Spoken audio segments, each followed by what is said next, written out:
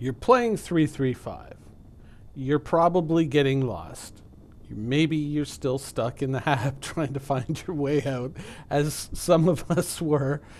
But you're going to get out. You're going to start to explore Lorville. You're going to see the city, the shops, the sights, and you're going to become familiar with it. After a while, it's going to become like Olisar. It's going to become like Grim Hex. It might even become like Levski. But it's only the beginning.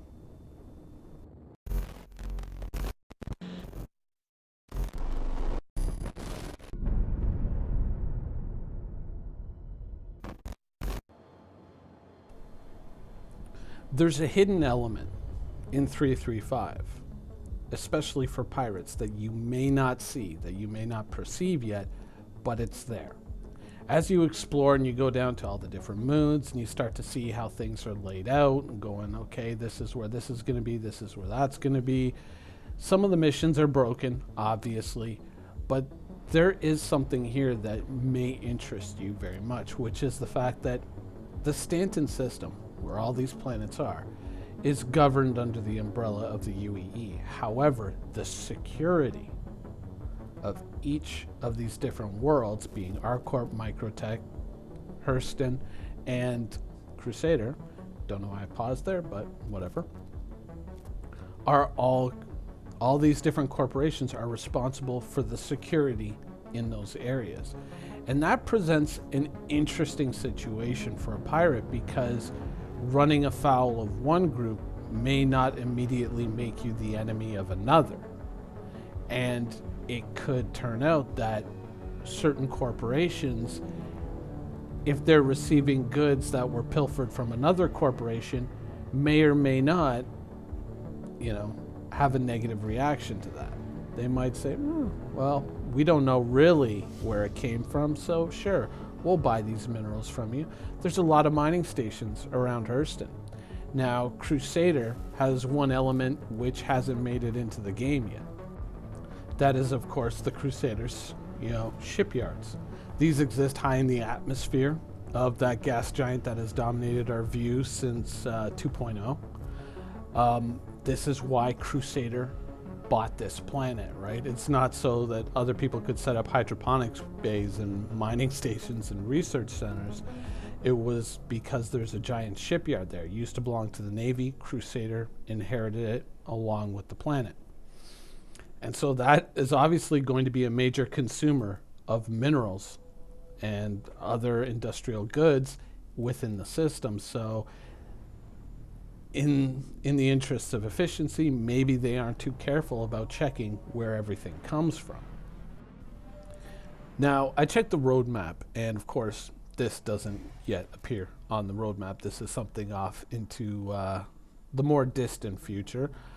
And obviously, it's a flying city. It's going to be something a little difficult to accomplish, but we are supposed to get Area 18 in 3.5, fingers crossed. And so that is going to create another whole new landing area. And so it's important that as a pirate, as you're kind of exploring all these new areas, as they open up, to think about your relationship with these different organizations. That relationship can have a profound effect on your gameplay. Let me give you the most obvious example. If you earned, crime stat while you were playing in 3.2, 3.1, 3.0, getting your big ship out of Olisar was all of a sudden going to be a little bit of a problem, and you might find yourself restricted to whatever you could pull out of Levski or Grim Hex.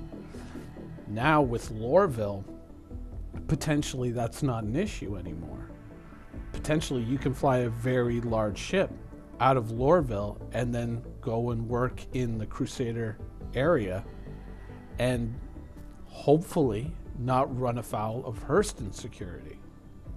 And as long as you kind of keep those two things separate, kind of a don't shit where you eat type thing, you may be able to broaden your horizons in terms of what ships you can use and when. It opens up different possibilities. So looking at these new areas and looking at the new options that open up to you is very important, not just because, hey, now I can take a screenshot of a beautiful sunset on Hurston, but now you can start to look at, what relationships are important to me, what landing areas are important to me that I need to have access to versus which ones are complete throwaways, and who's tied to the ones that I don't care about. Because maybe that's where I can go and, do my pirate thing, whereas in other areas, I probably want to be a lot more careful about how I gain my crime stat. Now, reputation, of course, is going to be a very important part of Star Citizen. Your reputation with NPCs and possibly your reputation with other players is going to have a lot of impact on what you can do and where you can go, right?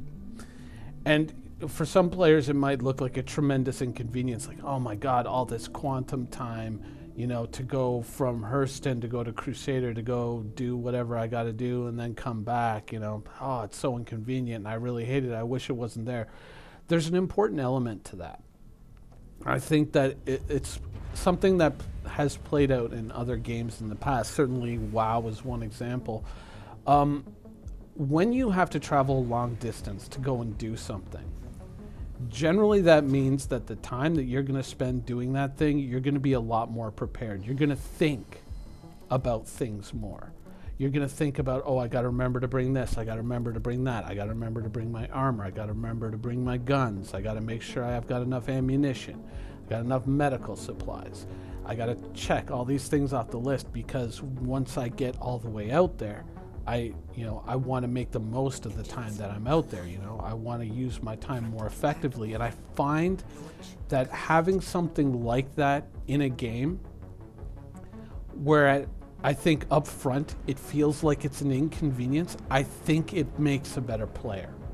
I think it makes you a better player, because it forces you to think. It puts your success and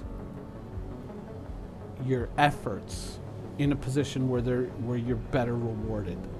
I realize that I'm kind of like stumbling over my words here, but I find that it teaches you to be more responsible with your gameplay, to be more self-reliant on the quality of your gameplay.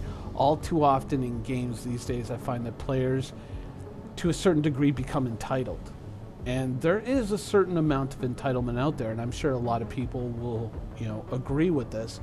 And I don't think that it's so much where most players think they're going to find it. I think that there's a growing contingent in online gaming of players who feel that, well, I pay a monthly subscription fee, or I bought the game, so I'm entitled to all of this.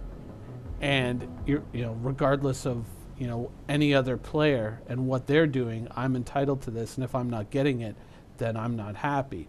And when you have a game that's like this, where you have to jump over these hurdles, where you got to make it like a checklist and go, I got to remember to do this, I got to remember to do that, it places the responsibility for that player experience where it should be, in your hands, rather than, oh, let me have an insta queue so I can just go and do that thing that I want, get the thing that I want, and then go home.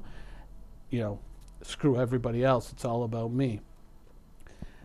And so I think that having things like this, and having things that you have to think about like this, I think it's going to make players a lot more aware of how responsible they are for their own experience, but also a lot more sensitive to, if you're playing with another player, I have to kind of respect that person's time as well, because there is now a considerable investment in time going into even some of the most basic activities in Star Citizen.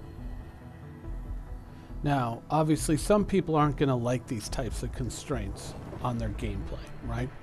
They're not going to be all that happy about it, but I find that even the most restrictive system can yield like really great gameplay experiences, and it's probably going to be something that is either going to make or break you. But if it does make you, it's going to make you a better player. It's going to make you a much more thoughtful player. And I'm not talking about thoughtful like, oh, that was considerate of you. No, I'm talking about thoughtful like you're going to be thinking about how I'm going to attack the game today. How am I going to do what I want to do in the game today? How am I going to go about getting what I want? you're going to be a lot more careful about what you do in the game universe. I mean, right now, to a certain degree, piracy is really just going around and blowing things up, but in the future you're going to have to start to think about, oh shit, what if I get a negative security rep? How am I going to go about this? How am I going to achieve this objective without getting the downside? And hopefully we're going to see a lot more depth into the crime and punishment world of the gameplay. Hopefully that's something that is going to evolve a lot more quickly as the game develops.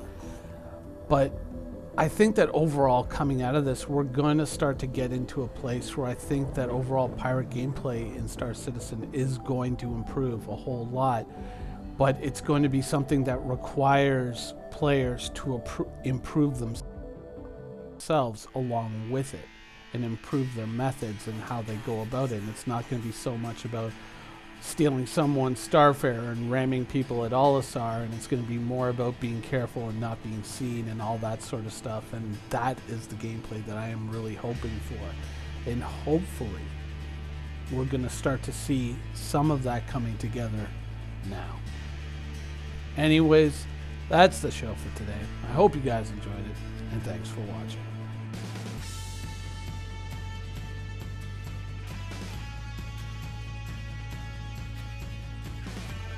Thank you for watching. So if you want to keep up with the latest and greatest in Star Citizen and Squadron 42's development, please follow us on our social media channels. See you soon.